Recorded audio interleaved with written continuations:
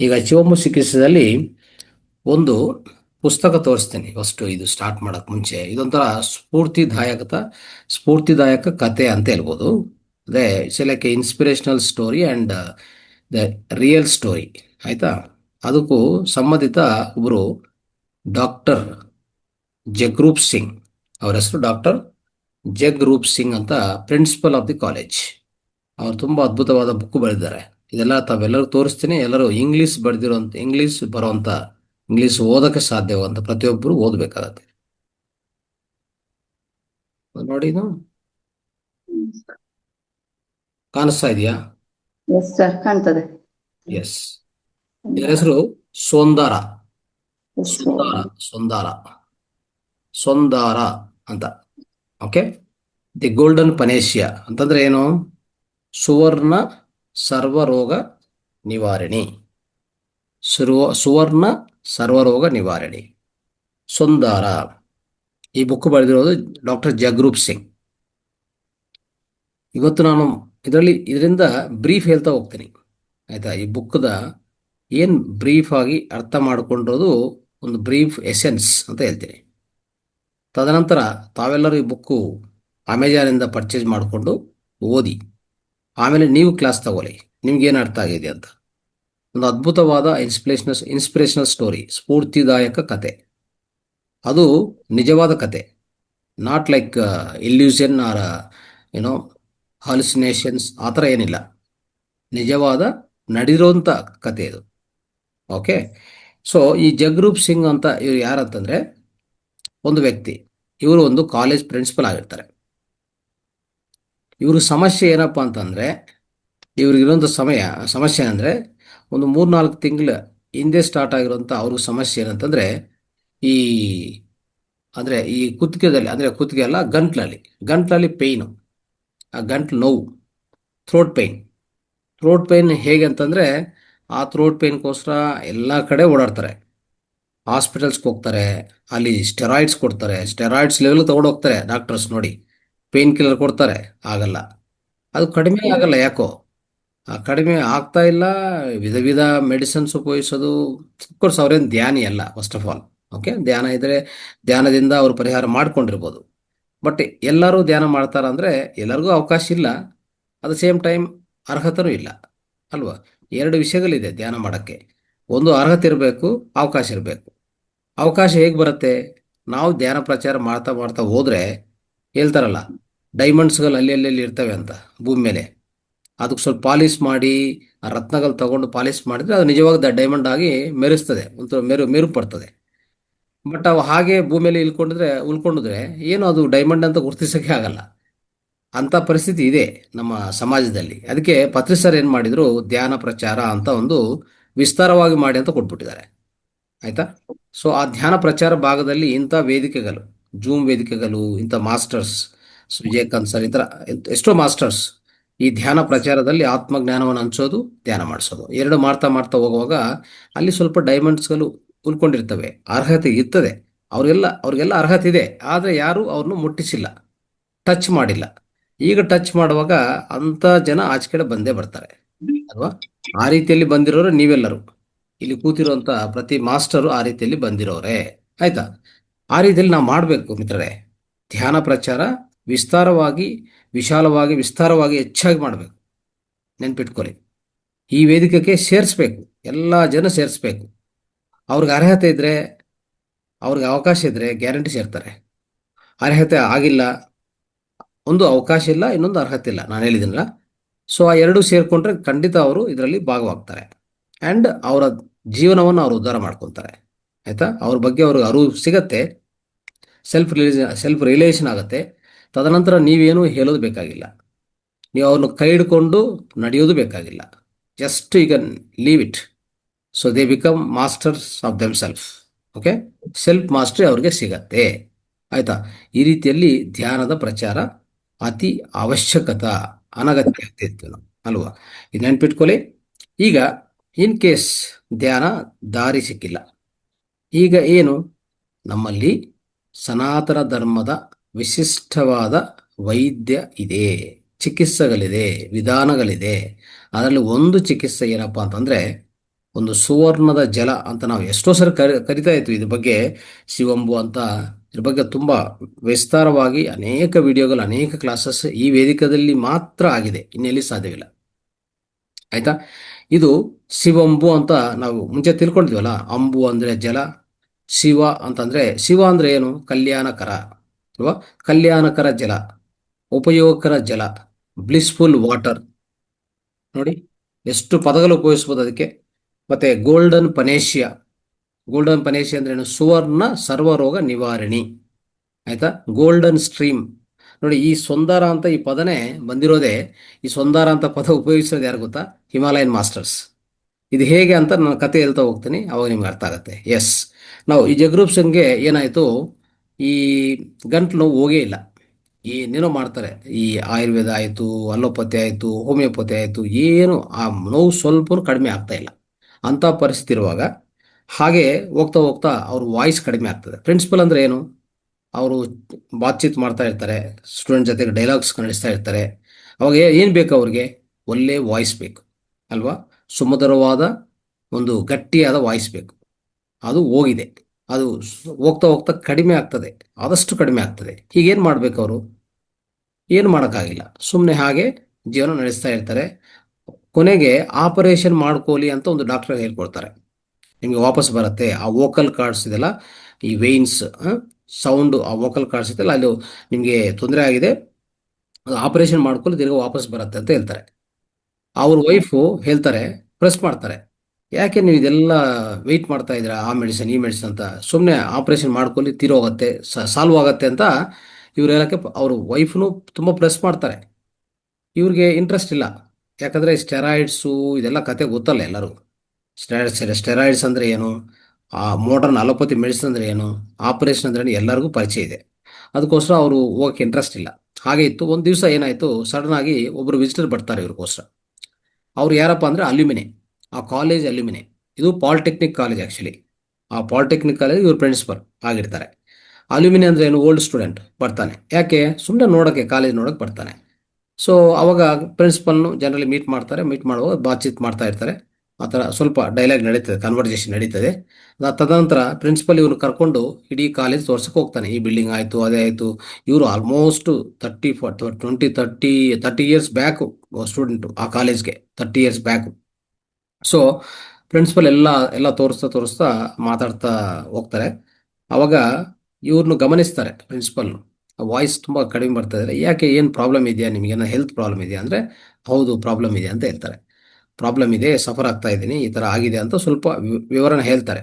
ಹೌದಾ, ಆಯಿತು, ನಾನು ಒಂದು ಹೇಳ್ತೀನಿ, ಆಮೇಲೆ ನೀವು ಉಪಯೋಗಿಸ್ಬೋದು, ಅದನ್ನು ಚರ್ಚೆ ಮಾಡೋಣ ಆಮೇಲೆ ಅಂತ ಹೇಳ್ತಾರೆ. ಆಯಿತು ಅಂತೇಳಿ ತದನಂತರ ನಡೆದೋದಂದರೆ ಎವ್ರಿ ಸಾಟರ್ಡೆ ಸಮಯ ಇರುವಾಗ ಇಬ್ಬರು ಮೀಟ್ ಮಾಡ್ತಾ ಬಂದರು. ಅದೇ ಕಾಲೇಜಿಗೆ ಬರೋದು, ಇವ್ರು ಬರೋದು, ಅವರು ಇವ್ರಿಗೋಸ್ಕರ ವೆಯ್ಟ್ ಮಾಡೋದು. ಹೇಗೆ, ಯಾಕಂತಂದರೆ ಇದ್ರ ಬಗ್ಗೆ ಹೆಚ್ಚು ತಿಳ್ಕೋಬೇಕು ಅಂತ. ಇವರು ಮೆಡಿಸನ್ ಹೇಳಕ್ಕೆ ಮುಂಚೆ, ಅಂದರೆ ಈ ಶಿವಂಬು ಥೆರಪಿ ಬಗ್ಗೆ ಹೇಳಕ್ಕೆ ಮುಂಚೆ ಅವ್ರ ಪ್ರಯತ್ನ ಏನು? ಫಸ್ಟ್ ಇದು ಏನು, ಎಲ್ಲಿಂದ ಬಂತು, ಹೇಗೆ ಇದು ಉಪಯೋಗಕರ, ಎಲ್ಲೆಲ್ಲಿ ಇದು ಸಮಸ್ಯೆಗಳು ಸಾಲ್ವ್ ಮಾಡಿದೆ, ಇದೆಲ್ಲ ತಿಳಿಸ್ಕೊಡೋಣ ಪ್ರಿನ್ಸಿಪಲ್ಗೆ. ಯಾಕಂದರೆ ಪ್ರಿನ್ಸಿಪಲ್ ಅಂದರೆ ಗೊತ್ತಲ್ಲ, ಸ್ವಲ್ಪ ವಿದ್ಯೆ ಅಧಿಕವಾಗಿರತ್ತೆ, ಅವ್ರಿಗೆ ಯಾವುದೂ ನಂಬಕ್ಕೆ ಸಾಧ್ಯವಿಲ್ಲ. ಅಷ್ಟು ಜಾಗ ಯಾರು ನಂಬ್ತಾರೆ? ಅವ್ರಿಗೆ ಯಾವುದೇ ನಂಬಿಕೆ ಬರಬೇಕಂದ್ರೆ ಅವ್ರಿಗೆ ಏನು ಬೇಕು? ಪುರಾವೆಗಳು ಬೇಕು, ಪ್ರೂಫ್ಸ್ ಬೇಕು, ಇವೆಲ್ಲ ಇರ್ತವೆ.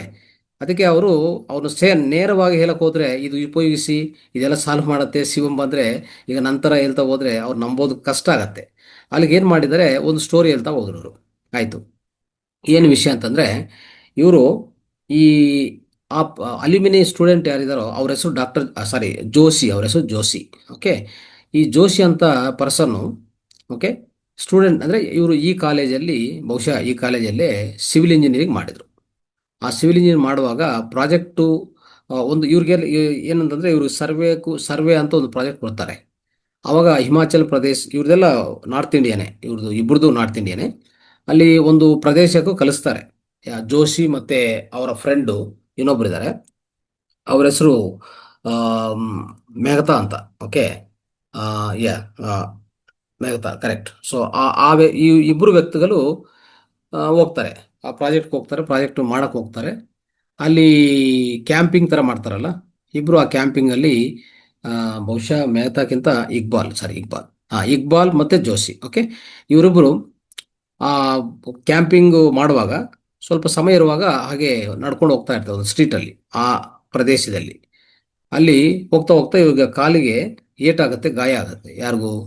ಈ ಜೋಶಿಗೆ. ಆಯ್ತಾ? ಗಾಯ ಆಗಿದ ಮೇಲೆ ಏನಾಗುತ್ತೆ, ಗಾಯ ಆದಮೇಲೆ ಆ ಬ್ಲೀಡಿಂಗ್ ಜಾಸ್ತಿ ಹೋಗ್ತಾ ಇರ್ತದೆ. ಏನು ಮಾಡಬೇಕು ಅರ್ಥ ಆಗಲ್ಲ. ಆಯ್ತಾ? ಏನು ಪ್ರಯತ್ನ ಮಾಡಿದರೂ ಕಷ್ಟ ಅಲ್ಲಿ.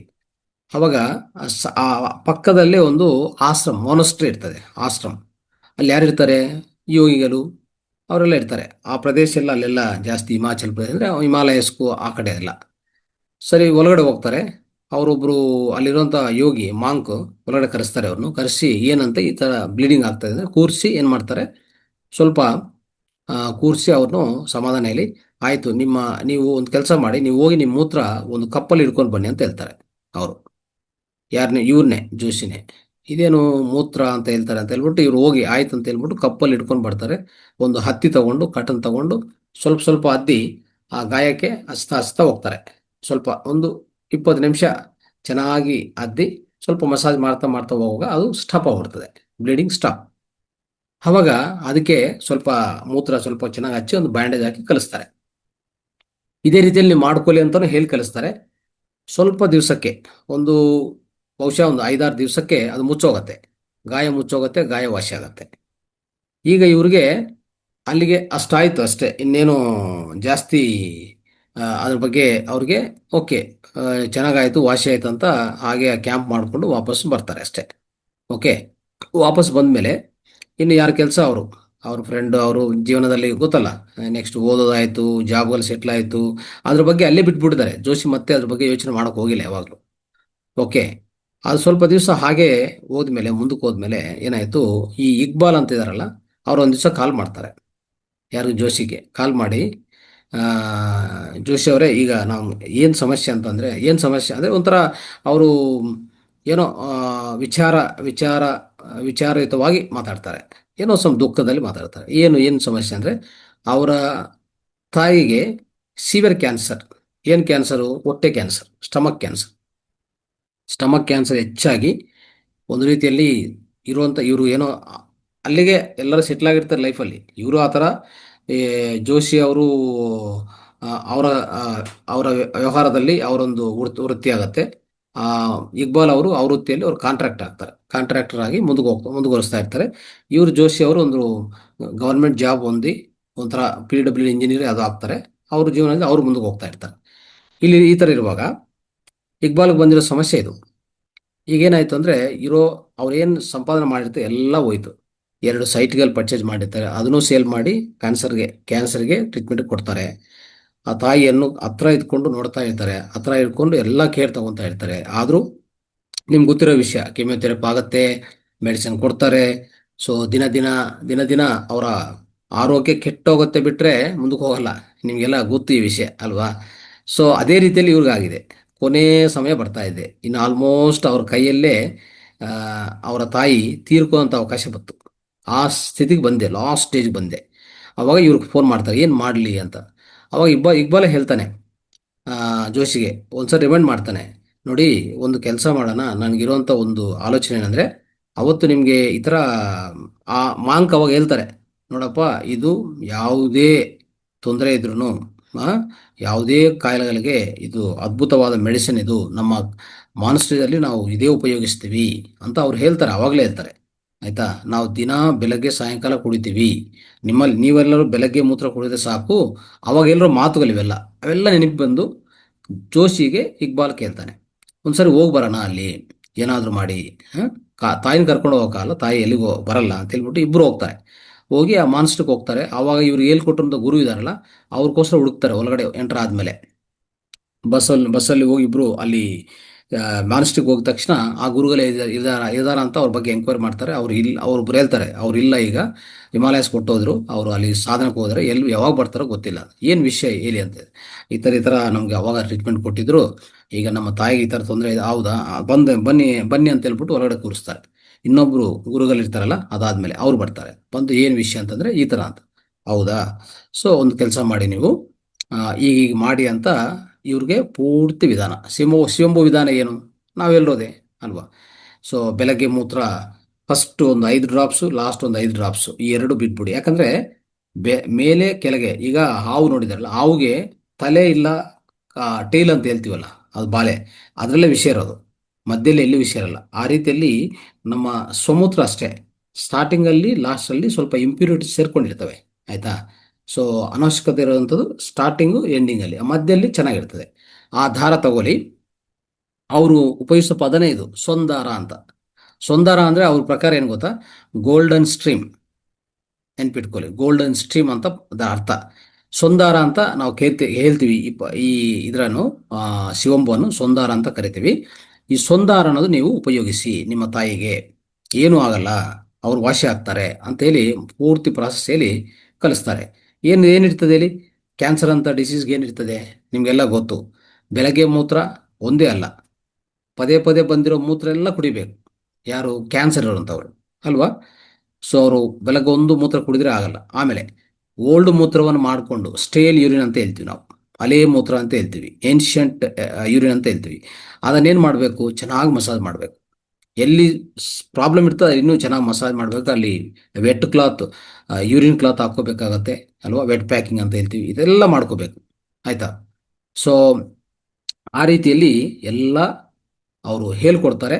ಅದೆಲ್ಲ ಅವ್ರು ತಿಳ್ಕೊಂಡು ಪ್ರಾಸೆಸ್ಸು ಮನೆಗೆ ಬರ್ತಾರೆ. ಸೊ ಕೊನೆ ಪ್ರಯತ್ನವಾಗಿ ಅವರ ತಾಯಿಗೆ ಶುರು ಮಾಡೋಕ್ಕೆ ಪ್ರಯತ್ನ ಮಾಡ್ತಾರೆ. ಆದರೆ ಅವ್ರ ಡೌಟ್ ಏನು ಗೊತ್ತಾ, ಹೇಗೆ ಹೇಳೋದು ತಾಯಿಗೆ, ಒಪ್ಸೋದು ಹೇಗೆ, ಅವ್ರು ಉಪಯೋಗಿಸ್ತಾರ, ಅವ್ರು ಒಪ್ಪಿಗೆ ಆಗತ್ತಾ, ಇವ್ರಿಗೆ ಇರೋ ಕ್ವಶನ್ಸ್ ಇವೆಲ್ಲ ಪಾಪ. ಆಯಿತು ಓದ್ತಾರೆ, ಹೋದ್ಮೇಲೆ ಹೇಳಿದರೆ ಡೈರೆಕ್ಟ್ ಹೇಳಿಲ್ಲ, ಅವರು ಹೇಳಿದರೆ ಒಪ್ಪಲ್ಲ ಅಂತ ಗೊತ್ತು ಇವರಿಗೆ, ಆಯಿತಾ. ಅವ್ರೇನು ಮಾಡ್ತಾರೆ, ಸ್ವಲ್ಪ ಅವರೇ ಅಂದರೆ ಅವರೇ ಮೂತ್ರವನ್ನು ಒಂಥರ ಕಲೆಕ್ಟ್ ಮಾಡಿ ಸಣ್ಣ ಸಣ್ಣ ಪರಿಣಾಮದಲ್ಲಿ ಏನೋ ಕೊಡೋಕ್ಕೆ ಪ್ರಯತ್ನ ಮಾಡ್ತಾ ಇರ್ತಾರೆ. ಒಂದು ದಿವಸ ಅವ್ರಿಗೆ ಟೇಸ್ಟು ಏನೋ ಅವ್ರಿಗೆ ಗೊತ್ತಾಗಿದೆ, ಇದು ಮೂತ್ರನೇ ಅಂತ ರೀತಿಯಲ್ಲಿ ಗೊತ್ತಾಗುವಾಗ ಅವ್ರ ತಾಯಿಗೆ ಹೇಳುವಾಗ, ನಾನು ಸತ್ತೋದ್ರೂ ಪರವಾಗಿಲ್ಲ, ನಾನು ಯೂಸ್ ಮಾಡಲ್ಲ ಅದು ಅಂತ ಹೇಳ್ತಾರೆ. ಆವಾಗ ಅವ್ರ ಮಗ ಹೇಳ್ತಾನೆ, ನೋಡಿ ತಾಯಿ, ಈಗ ನಿಮ್ಮ ಪರಿಸ್ಥಿತಿ ಹೇಗಿದೆ, ಕೊನೆ ಸ್ಥಿತಿಗೆ ಬಂದಿದ್ದೀರಿ, ನೀವು ಉಪಯೋಗಿಸಿಲ್ಲ ಅಂದರೆ ಒಂದು ಕೆಲಸ ಮಾಡೋಣ, ಇಬ್ಬರು ವಿಷ ಕುಡಿದ್ಬಿಟ್ಟು ಸಾಯ್ಬಿಡೋಣ, ಸತ್ತೋಗೋಣ ಅಂತ ಹೇಳ್ತಾರೆ. ಇಲ್ಲ ಇಲ್ಲ ಮಗನೇ, ಆ ಥರ ಮಾಡೋದು ಬೇಡ, ನೀವು ಹೇಳೋದನ್ನು ಮಾಡ್ತೀನಿ, ನಿಮ್ಗೋಸ್ಕರ ಮಾಡ್ತೀನಿ ಅಂತ. ಆಯಿತು ಮಾಡಿ ಅಂತ ಅವಾಗಿಂದ ಶುರು ಮಾಡ್ತಾರೆ. ಶುರು ಮಾಡಿ ಒಂದು ಕಪ್ಪು, ಸಣ್ಣ ಕಪ್ಪಿಂದ ಶುರು ಮಾಡಿಕೊಂಡು ಅವರು ಇಡೀ ಮೂತ್ರವನ್ನು ಕುಡಿಯೋದು ಪ್ರಾರಂಭಿಸಿದ ಮೇಲೆ ಸ್ವಲ್ಪ ದಿವಸಕ್ಕೆ ಏನಾಯ್ತು ಅಂದರೆ ಹೊಟ್ಟೆ ನೋವು ಸಿವಿರ್ ಆಯಿತು. ನೋಡಿ, ಮೂತ್ರ ಚಿಕಿತ್ಸೆ ಮಾಡೋರಿಗೆ ತುಂಬ ಜನ ಅನ್ಕೊತಾರೆ, ನನಗೆ ಪೇನ್ ಜಾಸ್ತಿ ಆಗಿದೆ, ಏನಾಗ್ತಾ ಇದೆ, ತಪ್ಪಾಗ್ತಾ ಇದೆಯಾ, ಇಲ್ಲ, ಆ ಹೊಟ್ಟೆ ನೋವು ತುಂಬ ಜಾಸ್ತಿ ಆಯಿತು ಅಂದರೆ ಮೂತ್ರ ಕುಡಿಯೋದು ಪ್ರಾರಂಭಿಸ್ಕೊಂಡಿದ್ದಾರೆ, ಚೆನ್ನಾಗಿ ಮಸಾಜ್ ಮಾಡ್ಕೊಂಡು ಮಾಡ್ತಾ ಇದ್ದಾರೆ ಅವರು. ಇನ್ನು ಜಾಸ್ತಿ ಮೆಡಿಸಿನ್ ಯೂಸ್ ಮಾಡೋಕೆ ಹೋಗಿಲ್ಲ ಅವ್ರು, ಯಾಕಂದರೆ medicine is no use, work ಆಗ್ತಾ ಇಲ್ಲ ಯಾವುದು, ಡಾಕ್ಟರ್ಸ್ ಹೇಳ್ಬಿಟ್ಟಿದ್ದಾರೆ ಬೇಡ ಅಂತೇಳಿ. ಸೊ ಆ ಸ್ಥಿತಿಯಲ್ಲಿ ಈ ಮೂತ್ರ ಚಿಕಿತ್ಸೆ ಅವ್ರು ಮಾಡ್ತಾ ಇದ್ರಲ್ಲ, ಸ್ವಲ್ಪ ದಿವಸ ಹೊಟ್ಟೆ ನೋವು ತುಂಬ ಆಯಿತು. ಸರಿ, ಆ ಹೊಟ್ಟೆ ನೋವು ಜಾಸ್ತಿ ಆದರೆ ಡಾಕ್ಟರ್ ಹತ್ರ ಕರ್ಕೊಂಡು ಹೋಗೋ ಪರಿಸ್ಥಿತಿ ಆ್ಯಕ್ಚುಲಿ. ಆದರೂ ಏನೋ ಮೋಷನ್ಗೆ ಹೋದ್ರೆ ಏನಾದರೂ ಸ್ವಲ್ಪ ಗ್ಯಾಸ್ಟ್ರಿಕ್ ಅದೇ ಕ್ಲಿಯರ್ ಆಗುತ್ತೆ ಅಂತ ಟಾಯ್ಲೆಟ್ಗೆ ಹೋಗಿ ಕೂತ್ಕೊಂಡ್ರೆ ಒಂದೇ ಸರಿ ಒಳಗಡೆ ಆ ಕ್ಯಾನ್ಸರ್ ಗಡ್ಡೆ ಬರ್ಸ್ಟ್ ಆಗಿ full blood, toilet full blood, ಅಂದರೆ ಆ ಗಡ್ಡೆ ಬರ್ಸ್ಟ್ ಆಗಿ ಹಾಗೆ ಮಲದಿಂದ ಆಚೆ ಹೋಗ್ತದೆ. ಅದೊಂದು ದಿವಸ ಆಯ್ತಾ, ಮತ್ತೆ ಹಾಗೆ ಸ್ವಲ್ಪ ಇನ್ನೊಂದು ದಿವಸ ಅದೇ ನೋವು, ಅದೇ ಥರ ಇನ್ನೂ ಇರೋದು. ಅಂದರೆ ಏನಾಗಿದೆ ಇಲ್ಲಿ ಅಂದರೆ, ಶಿವಂಬು ಆ ಗಡ್ಡೆಯನ್ನು ಒಂಥರ ಬ್ರೇಕ್ ಮಾಡಿ ಕೆಳಗಡೆ ಕಲಿಸ್ತಾ ಇದೆ ಸಂಪೂರ್ಣ. ಆ ಗಡ್ಡೆ ಒಂಥರ ಬ್ರೇಕ್ ಆಗಿ ಫುಲ್ ಬ್ಲಡ್ ಎಲ್ಲ ಆಚೆ ಕಡೆ ಹೋಗಿ, ಅಂದರೆ ಒಂಥರ ವೇಸ್ಟ್ ಎಲ್ಲ ಆಚೆ ಕಡೆ ಹೋದೆಲ್ಲ, ಅವಾಗ ಫ್ರೀ ಆಗ್ತಾರೆ, ಹೋಗಿ ಮಲ್ಕೊತಾರೆ, ಒಳ್ಳೆ ನಿದ್ದೆ ಬರ್ತದೆ. ಮತ್ತು ಜ್ಯೂಸ್ ಕೊಡೋದು ಸ್ವಲ್ಪ ಆ ಥರ ಅವ್ರ ಪ್ರಯತ್ನ ಅವ್ರು ಮಾಡ್ತಾರೆ. ಸೆಕೆಂಡ್ ಡೇ ಹಂಗೆ ಆಯಿತು, ಅದೂ ಸಹ ಮತ್ತೆ ಫುಲ್ ಬ್ಲಡ್ಡು ಆಚೆ ಕಡೆ ಫುಲ್ ಹೋಯ್ತು. ಅದಾದಮೇಲೆ ಅವ್ರಿಗೆ ತುಂಬ ಒಂಥರ ಲೈಟ್ ಫೀಲ್ ಆಗ್ತಾ ಇದ್ದಾರೆ, ಹ್ಯಾಪಿ ಫೀಲ್ ಆಗ್ತಾ ಇದ್ದಾರೆ, ಚೆನ್ನಾಗಿ ನಿದ್ದೆ ಬರ್ತದೆ. ಅದಕ್ಕೆ ಮುಂಚೆ ನಿದ್ದೆ ಇಲ್ಲ, ಏನಿಲ್ಲ, ಒಳಗಡೆ ಗಡ್ಡೆ ಇದೆಯಲ್ಲ, ಈ ಗಡ್ಡೆ ಹೋಯ್ತು. ಈ ಥರ ಗಡ್ಡೆ ಬ್ರೇಕ್ ಆಗಿ ಎಲ್ಲ ಆಚೆ ಕಡೆ ಹೋಯ್ತಲ್ಲ, ಸರಿ ಅಂತೇಳಿ ಅಲ್ಲಿಂದ ಸ್ವಲ್ಪ ಇವು ಸುಧಾರ ಆಗ್ತಾರೆ, ಹಸುವಾಗುತ್ತೆ, ಊಟ ತಿಂತಾರೆ, ಎಲ್ಲ ಅದೊಂಥರ ಆಗುತ್ತೆ ಅವ್ರಿಗೆ. ಇದೇನಪ್ಪ ಅಂತೇಳಿ ಸರಿ ಕರ್ಕೊಂಡು ಹೋಗ್ತಾರೆ ಹಾಸ್ಪಿಟ್ಲ್ ಟೆಸ್ಟಿಂಗ್ ಅಂತ. ಟೆಸ್ಟಿಂಗ್ ಕರ್ಕೊಂಡು ಹೋಗುವಾಗ ಟೆಸ್ಟಿಂಗಲ್ಲಿ ಮಾಡುವಾಗ ಏನು ಗೊತ್ತಾಯ್ತು ಅಂದರೆ, ಕ್ಯಾನ್ಸರ್ ಕಣಗಳು ಯಾವುದೂ ಇಲ್ಲ, ಎಲ್ಲ ವಾಸಿಯಾಗಿದೆ, ಕ್ಯಾನ್ಸರೇ ಇಲ್ಲ. ಕ್ಯಾನ್ಸರ್ ವಾಸಿ ಅಂದರೆ ಕ್ಯಾನ್ಸರ್ ಕಣಗಳೇ ಇಲ್ಲ. ಅವ್ರು ಟೆಸ್ಟ್ ಮಾಡೋಕೆ ಹೋದ್ರಿ, ಏನು ಮಾಡಿದ್ರಿ ಈ ಥರ ಆಯಿತು ಅಂತ ಇವ್ರು ಜಾಸ್ತಿ ಏನು ಹೇಳಕ್ಕೆ ಹೋಗಿಲ್ಲ. ಕೊನೆಯದಾಗಿ ಅಲ್ಲಿ ಅಬ್ಸರ್ವ್ ಡಾಕ್ಟರ್ಗೆ ಆಶ್ಚರ್ಯ ಆಯಿತು, ಫುಲ್ಲು ಕ್ಯಾನ್ಸರ್ ಕಣಗಳು ಖಾಲಿಯಾಗಿದೆ, ದೇಹದಲ್ಲಿ ಯಾವುದೂ ಇಲ್ಲ, ನಿಮ್ಗೇನು ತೊಂದರೆ ಇಲ್ಲ, ಇನ್ನೇನು ಮಾಡೋದು ಬೇಕಾಗಿಲ್ಲ, ನೀವು ಆರಾಮಾಗಿ ನಾರ್ಮಲ್ ಆಗಿ ನೀವು ಜೀವನ ಮಾಡ್ಬೋದು ಅಂತ ಹೇಳಿ ಕಲಿಸ್ತಾರೆ. ಸೊ ಹಾಗೆ ಒಂದು ಕ್ಯಾನ್ಸರ್ ಕೇಸೆ ಕ್ಯೂರ್ ಆಯಿತು ಇಲ್ಲಿ. ಅರ್ಥ ಆಯ್ತಾ?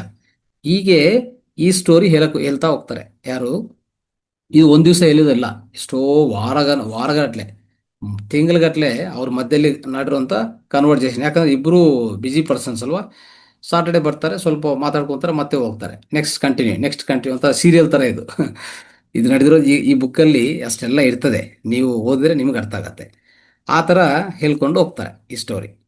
ಅವಾಗ ಅಂದರೆ ಇವ್ರಿಗೆ ನಂಬಿಕೆ ಬರಬೇಕಲ್ಲ. ಇಷ್ಟೆಲ್ಲ ಹೇಳಿದ ಮೇಲೆ ಈ ಜೋಶಿ, ಈ ಡಾಕ್ಟರ್ ಜಗ್ರೂಪ್, ಈ ಪ್ರಿನ್ಸಿಪಲ್ಗೆ ಸ್ವಲ್ಪ ನಂಬಿಕೆ ಬರ್ತದೆ. ಸೊ ಆ ಥರ. ಬಟ್ ಇವ್ರು ಯಾವ ದಿವಸ ಫೋರ್ಸ್ ಮಾಡಿಲ್ಲ. ಯಾರು? ಈ ಜೋಶಿ ಅವರು ಜಗ್ರೂಪ್ಗೆ ಫೋರ್ಸ್ ಮಾಡಿಲ್ಲ, ನೀವು ಕೊಡಿ ನಿಮ್ಗೆ ಒಳ್ಳೆ ಆಗತ್ತೆ. ಈ ಥರ ಎಲ್ಲ ಹೇಳಿದ ಮೇಲೆ ಇವ್ರಿಗೆ ಒಂಥರ ಪ್ರೇರಣೆ ಬಂದು ಇವರು ಶುರು ಮಾಡ್ಕೊತಾರೆ. ಒಂದು ದಿವಸ ಕುಡಿತಾರೆ, ತುಂಬ ಸ್ವಲ್ಪ ಸುಧಾರ ಅಂತ ಅನಿಸ್ತದೆ. ಈ ಗಂಟ್ಲಲ್ಲಿ ಏನಷ್ಟು ಸಮಸ್ಯೆ ಅಂತ ಅನಿಸಲ್ಲ. ಹಾಗೆ ಹಾಗೆ just 1 month, I think mostly 1 month ಆ ಪೂರ್ತಿ ಚಿಕಿತ್ಸೆ ಮಾಡ್ಕೊಳುವಾಗ ಆ ಎಲ್ಲ ಗಂಟ್ಲು ಆ ನೋವಾಯ್ತು, ವಾಯ್ಸ್ ವಾಪಸ್ ಬರ್ತು ಅಲ್ವಾ. ಇದು ಒಂಥರ ಆಶ್ಚರ್ಯ ಆಯ್ತು ಅವ್ರಿಗೆ. ಸರಿ ಅಂತ ಹೇಳ್ಬಿಟ್ಟು ಇವರು ಆ ಪ್ರಿನ್ಸಿಪಲ್ ಆಗಿ ಏನೇ ಹೇಳಿದ್ರು ಸ್ಟೂಡೆಂಟ್ ಚೆನ್ನಾಗಿ ಕೇಳಿಸ್ಕೊಂತಾರೆ ಅಲ್ವಾ. ಅದಕ್ಕೆ ಒಂದು ಬಾತ್ಚಿತ್ ಡೈಲಾಗ್ ಥರ ಸ್ಟಾರ್ಟ್ ಮಾಡಿ ಎಲ್ಲ ಸ್ಟೂಡೆಂಟ್ಸ್ಗೂ ಹೇಳಕ್ಕೆ ಪ್ರಯತ್ನ ಮಾಡ್ತಾರೆ. ಸೊ ಇದೆಲ್ಲ ಆಗ್ತದೆ. ಇಂಥದೆಲ್ಲ ಆಗಿದ ಮೇಲೆ ಮತ್ತೆ ಜೋಶಿ ಇವರಿಬ್ಬರ ಮಧ್ಯೆ ಕನ್ವರ್ಜೇಷನಲ್ಲಿ ಇವ್ರು ಹೇಳೋದಂದ್ರೆ, ಇಷ್ಟೆಲ್ಲ ನೀವು ಹೇಳಿದ್ರೆ ಎಲ್ಲರೂ ಕೇಳಿಸ್ಕೊಂತಾರೆ, ನೀವು ಒಂದು ಕೆಲಸ ಮಾಡ್ಬೋದು, ಒಂದು ಬುಕ್ಕು ಥರ ಬರೆಯೋಣ, ನಿಮ್ಮ ಈ ಅನುಭವಗಳೆಲ್ಲ ಏನೇ ಇದೆಯೋ ಎಲ್ಲ ಬುಕ್ಕು ಥರ ಬರೆದ್ರೆ ಅದಕ್ಕೆ ನಾನು ಸಪೋರ್ಟ್ ಮಾಡ್ತೀನಿ, ಆ ಥರ ಮಾಡ್ಕೊತ ಹೋಗಿ ಅಂತ ಹೇಳ್ತಾರೆ. ಇನ್ನೊಂದು, ಈ ಜೋಶಿ ಅಂತ ವ್ಯಕ್ತಿ ಇದೆಯಲ್ಲ, ಯಾರು ಪ್ರಿನ್ಸಿಪಲ್ ಹತ್ರ ಮಾತಾಡ್ತಾ ಇದ್ರು, ಈ ಸ್ಟೋರಿ ಒಂದು ಹೇಳಿದ್ರು. ಆಮೇಲೆ ಜೋಶಿನೂ ಸಹ ಉಪಯೋಗಿಸಿಲ್ಲ ತುಂಬಾ ದಿವಸ, ನಿಮ್ಗೆ ಗೊತ್ತಿಲ್ಲ. ಅವರು ಸಹ ತಿಳ್ಕೊಂಡಿದ್ರು, ಅವಾಗ ಎಲ್ಲೋ ಮಾನ್ಸ್ಟೇಲಿ ತಿಳ್ಕೊಂಡ್ರು, ಇಕ್ಬಾಲ್ ತಿಳ್ಕೊಂಡ್ರು, ಜೋಶಿ ತಿಳ್ಕೊಂಡ್ರು. ಬಟ್ ಜೋಶಿನೂ ಉಪಯೋಗಿಸಿಲ್ಲ. ಈ ಶಿವಂಬು ಅವರು ಒಂಥರ ಇಂಜಿನಿಯರ್ ಅಲ್ವಾ, ಅವ್ರಿಗೆ ತುಂಬ ಕ್ವಶನ್ಸ್ಗಳು ಅಲ್ವಾ, ಏನು ಮಾಡಲಿ ಅಂತ. ಒಂದು ದಿವಸ ಅವ್ರಿಗೆ ಟೈಫಾಯ್ಡ್ ಬರುತ್ತೆ. ಟೈಫಾಯ್ಡ್ ಬರುವಾಗ ಈಗ ಒಂಥರ ತ್ರಿಶಂಕ ಅಂತ ಹೇಳ್ತಾರಲ್ಲ, ಹೆಂಗೆ ಹೋಗ್ಲಿ, ಈ ಕಡೆ ಮೆಡಿಸಿನ್ಗೆ ಹೋಗ್ಲಿ, ಈ ಕಡೆ ಶಿವಂಬಕ್ಕೆ ಹೋಗ್ಲಿ ಅಂತ ಒಂದು ಪ್ರಶ್ನೆ. ಅವಾಗ ಏನು ಮಾಡ್ತಾರೆ, ಏನಾದರೂ ಮಾಡಿ ನಾನು ಈ ಮೆಡಿಸಿನ್ಗೆ ಹೋಗೋದು ಬೇಡ, ಶಿವಂಬಕ್ಕೆ ಹೋಗೋದಂತ ಶಿವಂಬು ಶುರು ಮಾಡ್ಕೊತಾರೆ. ಟೈಫಾಯ್ಡ್, ಸಿವಿಯರ್ ಟೈಫಾಯ್ಡ್, ಕುಡಿಯೋದು, ಮಸಾಜ್ ಮಾಡ್ಕೊಂಡೋದು ಎಲ್ಲ ಮಾಡ್ತಾ ಮಾಡ್ತಾ ಮಾಡ್ತಾ ಹೋಗ್ತಾರೆ. ಅದು ಸ್ವಲ್ಪ ದಿವಸಗಳಲ್ಲಿ ಕಡಿಮೆ ಆಗ್ತಾ ಆಗ್ತಾ ಆ ಫೀವರ್ ಪೂರ್ತಿ ಕಡಿಮೆ ಆಗಿ ಕಂಪ್ಲೀಟ್ ಆಯಿತು. ಟೆಸ್ಟ್ಗೆ ಹೋದ್ರೆ ಟೈಫಾಯ್ಡ್ 0. ಇದು ಇವ್ರಿಗೆ ಸ್ವೀಯ ಅನುಭವ. ಅವಾಗ ಇವರು ಸಹ ಶುರು ಮಾಡ್ತಾರೆ.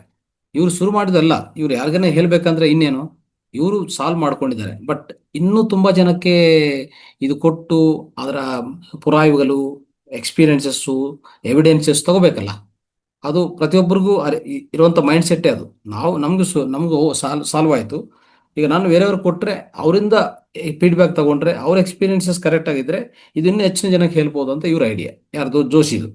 ಅವಾಗ ಇವರು ಅಂಥವು ತುಂಬ ಅಂದರೆ ಹಲವಾರು ಜನಕ್ಕೆ ಅವ್ರಿಗೆ ಗೊತ್ತಿರುವಂಥ ವ್ಯಕ್ತಿಗಳಿಗೆ ಯಾರ್ಯಾರು ತೊಂದರೆ ಇದೆ ಅಂತ ಹೇಳ್ತಾರೋ ಅವ್ರಿಗೆ ಇದು ಹೇಳ್ತಾ ಹೋದ್ರು.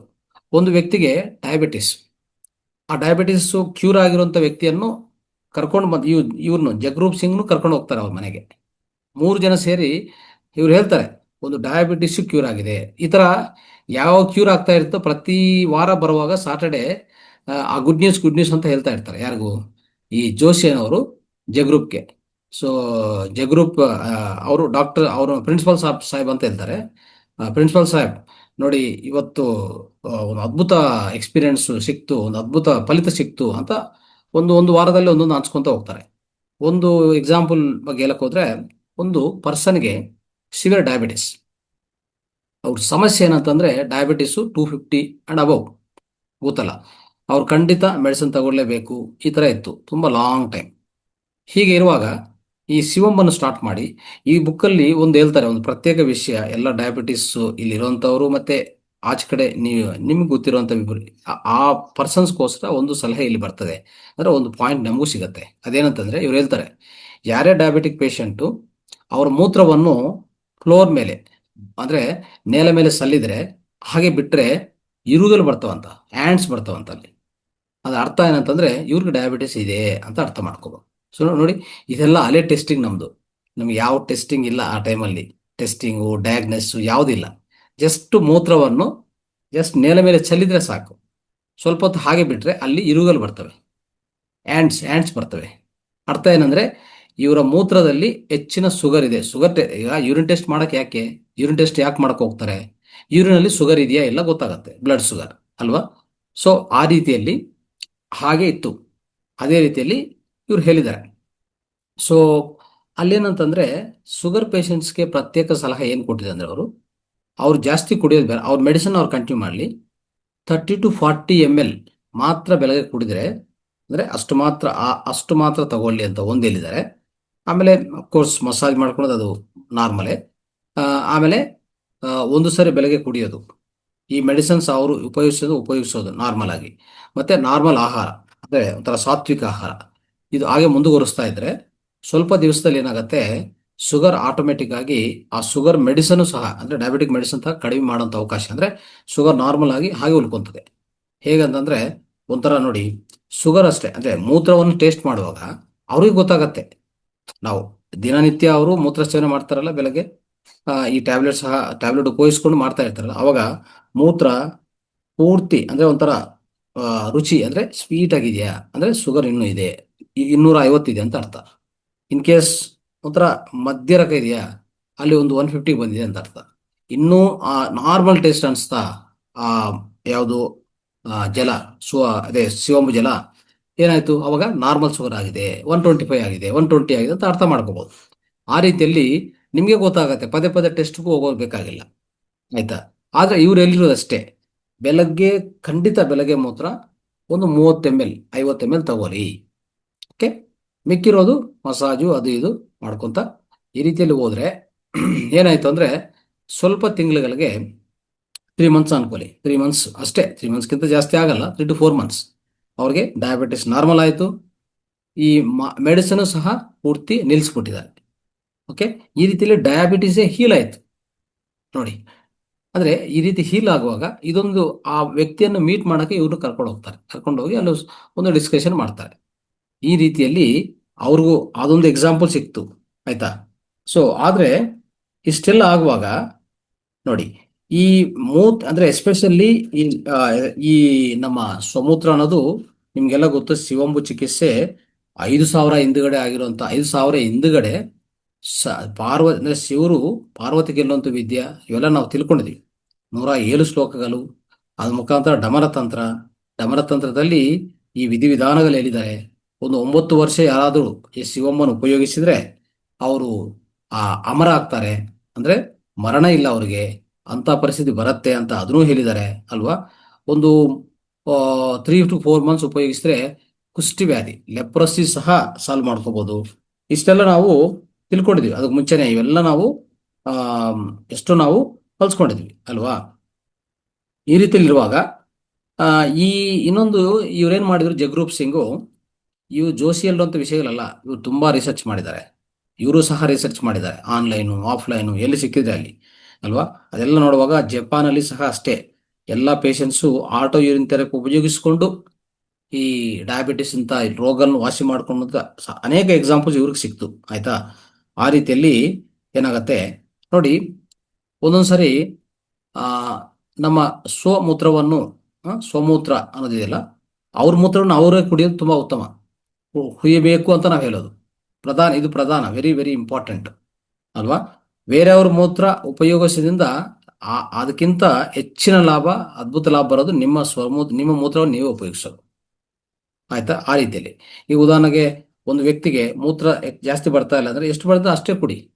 ಅವ್ರಿಗೆ ಚೆನ್ನಾಗಿ ವಾಟರ್ ಕೊಡಿ, ಕೋಕೋನಟ್ ವಾಟರ್ ಆಗಲಿ, ನೀರು ಜಾಸ್ತಿ ಕುಡಿಯೋದಾಗ್ಲಿ, ಜ್ಯೂಸಸ್ ಕೊಡೋದಾಗ್ಲಿ ಜಾಸ್ತಿ ಮಾಡಿ, ಆಟೋಮೆಟಿಕ್ ಆಗಿ ಯೂರಿನ್ ಸ್ವಲ್ಪ ಹೆಚ್ಚಾಗತ್ತೆ, ಅದನ್ನು ಉಪಯೋಗಿಸ್ಕೊಳ್ಳಿ, ಅಷ್ಟೇ ಆಗೋದು. ಇನ್ನೂ ಬೇಕಂದ್ರೆ ಕೌ ಯೂರಿನ್, ನಾಟಿ ಹಸು ಯೂರಿನ್ ಇದೆಲ್ಲ, ಅದನ್ನು ಮಸಾಜ್ಗೆ ಉಪಯೋಗಿಸ್ಕೊಳ್ಳಿ, ಕುಡಿಯೋದು ಬೇಡ, ಮಸಾಜ್ಗೆ ಉಪಯೋಗಿಸ್ಕೊಳ್ಳಿ, ತೊಂದರೆ ಇಲ್ಲ. ಅದನ್ನು ಆ ರೀತಿಯಲ್ಲಿ ನಾವು ಬಳಸ್ಕೋಬಹುದು. ಸೊ ಇಂಥ ವಿಷಯಗಳು ಸ್ನೇಹಿತರೆ, ಇವೆಲ್ಲ ಯಾಕೆ ಹೇಳ್ತಾ ಇದ್ವಿ ಅಂದ್ರೆ, ಈ ಪುಸ್ತಕ ಓದಕ್ಕೆ ನಿಮ್ಗೆಲ್ಲರಿಗೂ ಒಂಥರ ಏನಾಗತ್ತೆ, ಖಂಡಿತ ಒಂದು ಪ್ರೇರಣೆ ಸಿಗತ್ತೆ, ಆಯ್ತಾ? ಇದನ್ನು ಉಪಯೋಗಿಸ್ಕೊಳ್ಳಿ.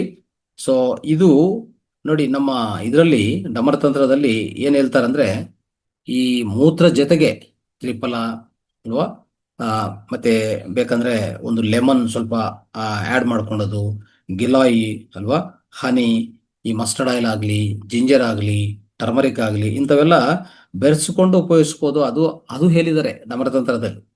ಇವೆಲ್ಲ ಯಾವಾಗ ಬೇಕೋ, ಯಾವ ಸಿಚುವೇಶನ್ ಅಲ್ಲಿ ಯಾವ್ದು ಬೇಕೋ ನೀವು ಬೆರೆಸ್ಕೊಂಡು ಉಪಯೋಗಿಸಬಹುದು. ನೋಡಿ ಬೈಬಲಲ್ಲಿ ಒಂದು ಪದ ಹೇಳಿದ್ದಾರೆ. ಈ ಪದವನ್ನು ಸಹ ತುಂಬಾ ಜನ ಅಂದ್ರೆ ಇದರಿಂದನೂ ನಿಮ್ಗೆ ಇದು ಸಿಗತ್ತೆ, ನೀವು ಹುಡುಕಿದ್ರೆ ಇದು ಸಿಗತ್ತೆ. ಏನಂತಂದ್ರೆ drink water out of your own ಸಿಸ್ಟ್ರಿನ್ ಅಂತ ಹೇಳಿದ್ದಾರೆ ಬೈಬಲಲ್ಲಿ, ಪ್ರತ್ಯೇಕವಾಗಿ ಬರೆದಿದ್ದಾರೆ. ನೋಡಿದ್ರ? ಈ ರೀತಿ ಇರುವಾಗ ಇವೆಲ್ಲ ಏನಂದ್ರೆ ಈ ಡಾಕ್ಟರ್ಸ್, ಫಾರ್ಮಸ್ಯೂಟಿಕಲ್ ಕಂಪನೀಸ್ ಅವರು ಇದನ್ನು ಯಾವುದೇ ರೀತಿಯಲ್ಲಿ ಮುಂದಕ್ಕೆ ತರೆಯಲ್ಲ, ಅದೇ ಮುಂದಕ್ಕೆ ತಗೊಂಡು ಬರಲ್ಲ ಅವರು. ಯಾಕಂದ್ರೆ ಇಡೀ ಪ್ರಪಂಚದಲ್ಲಿ ಎಷ್ಟು ಡಯಾಬಿಟಿಕ್ ಪೇಷಂಟ್ ಇರ್ತಾರೆ, ಎಷ್ಟು ಬಿ ಪಿ ಪೇಷಂಟ್ ಇರ್ತಾರೆ, ಅದರಿಂದ ಎಷ್ಟು ಲಾಭ ಇದೆ ಅವ್ರಿಗೆ. ಅಂತ ಲಾಭವನ್ನು ಬಿಟ್ಟು ನಿಮ್ಗೆ ಇದನ್ನು ಮುಂದಕ್ಕೆ ತಗೊಂಡು ಬರೋದಂತ ಅವಕಾಶ ಹೆಂಗಿರ್ತದೆ ಅಲ್ಲಿ? ಎಲ್ಲಿರ್ತದೆ? ಅವಕಾಶನೇ ಇರೋದಿಲ್ಲ. ಅದಕ್ಕೋಸ್ಕರವೇ ಇಂಥ ಅದ್ಭುತವಾದ ಈ ಚಿಕಿತ್ಸೆ ನಮಗೂ ಗೊತ್ತಾಗಿದೆ. ನಾವು ಇದನ್ನು ಹೆಚ್ಚಿನ ರೀತಿಯಲ್ಲಿ ಪ್ರಚಾರ ಮಾಡಬೇಕು, ಆಮೇಲೆ ನಾವು ಉಪಯೋಗಿಸ್ಬೇಕು. ಇದರಿಂದ ಎಷ್ಟು ಜೀವನಗಳು ಉಳಿಸ್ಬೋದು ಅಂತ ನೀವು ಅರ್ಥ ಮಾಡ್ಕೊಳ್ಳಿ, ಆಯ್ತಾ?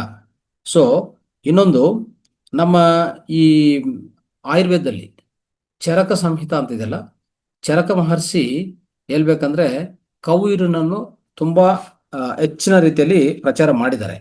ಕೌಯೂರಿನ ಬಗ್ಗೆ ಹೇಳ್ಬೇಕಂದ್ರೆ ಕೌಯೂರಿನ ಬಗ್ಗೆ, ಅದರ ವಿಶಿಷ್ಟತೆ ಎಲ್ಲಾನು ಚರಕ ಸಂಹಿತದಲ್ಲಿ ತುಂಬಾ ಹೇಳಿದ್ದಾರೆ ಅಲ್ವಾ. ಆದ್ರೆ ಈ ಸುಶ್ರುತ ಮಹರ್ಷಿ ಅಂತ ಇದ್ದಾರೆ ಅಲ್ವಾ, ಸುಶ್ರುತ ಮಹರ್ಷಿ ಅಂತ ಅವರು ನೀವು ಕೇಳಿರ್ತೀರಲ್ಲ, ಅವ್ರು ಮಾತ್ರ ಆಟೋರಿಂತಿಯರ್ ಬಗ್ಗೆ ಮಾತಾಡಿದ್ದಾರೆ. ಸುಶ್ರುತ ಮಹರ್ಷಿ ಪ್ರತ್ಯೇಕವಾಗಿ ಮಾತಾಡಿದ್ದಾರೆ. ಅದು ಹೆಚ್ಚಿನ ರೀತಿಯಲ್ಲಿ ಅವರು ಹೇಳ್ಕೊಟ್ಟಿದ್ದಾರೆ, ಆಯ್ತಾ? ಅದನ್ನು ನೆನ್ಪಿಟ್ಕೊಳ್ಳಿ. ಇಂಥದ್ದು ನಾವು ಪ್ರಚಾರ ಮಾಡೋಣ, ಪ್ರಚಾರ ಮಾಡಿ ಇನ್ನು ಎಲ್ಲರಿಗೂ ಒಂಥರ ಈ ತಿಳುವಳಿಕೆ ಕೊಡೋದು, ಈ ಜ್ಞಾನ ಕೊಡೋದು. ನಮ್ಮಲ್ಲಿ ತುಂಬಾ ವಿಡಿಯೋಗಳಿದೆ, ಯಾವ ರೀತಿಯಲ್ಲಿ ಮಾಡಬೇಕು ಏನು ಎಲ್ಲ ನಾವು ಹೇಳ್ಕೊಟ್ಟಿದೀವಿ, ಆಯ್ತಾ? ಅದನ್ನು ಸರಿಯಾದ ರೀತಿಯಲ್ಲಿ ನಾವು ಪಾಲಿಸ್ಬೇಕಾಗತ್ತೆ, ಪಾಲನೆ ಮಾಡ್ಬೇಕು, ಎಲ್ಲರಿಗೂ ತಿಳಿಸ್ಕೊಡೋಣ.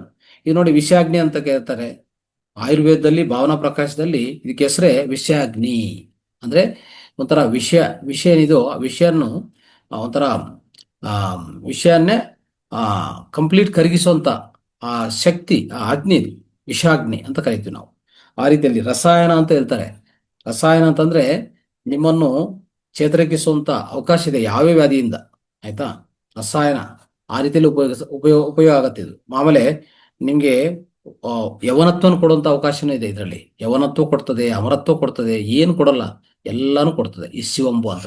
ಸೊ ಇದು ಇವತ್ತಿನ ಒಂದು ಸಂಕ್ಷಿಪ್ತವಾಗಿ ನಿಮ್ಗೆ ಹೇಳುವಂತ ಅಂಶ. ಇದನ್ನು, ಈ ಬುಕ್ಕನ್ನು ಪ್ರತಿಯೊಬ್ಬರು ಓದಿ ಇನ್ನು ಪದೇ ಪದೇ ಇದರಲ್ಲಿ ಈ ಸ್ಟೋರಿ ಆದ್ಮೇಲೆ ನೆಕ್ಸ್ಟ್ ಈ ಎಸ್ಪೆಷಲಿ ಡಾಕ್ಟರ್ ಜಗರೂಪ್ ಸಿಂಗ್ ಅವರು ಈ ಪರ್ಟಿಕ್ಯುಲರ್ ಚಿಕಿತ್ಸೆ ಬಗ್ಗೆ ವಿಧಿ ವಿಧಾನಗಳೆಲ್ಲ ಹೇಳ್ತಾ ಹೋಗ್ತಾರೆ. ಅದು ನೆಕ್ಸ್ಟ್ ಅಂಶವಾಗಿ ನಾವು ತಗೋಬಹುದು, ಇಲ್ಲ ನೀವು ಬುಕ್ ಓದಿ ನಿಮ್ಗೆ ಅರ್ಥ ಆಗತ್ತೆ. Okay, right. ಥ್ಯಾಂಕ್ ಯು, ಧನ್ಯವಾದ.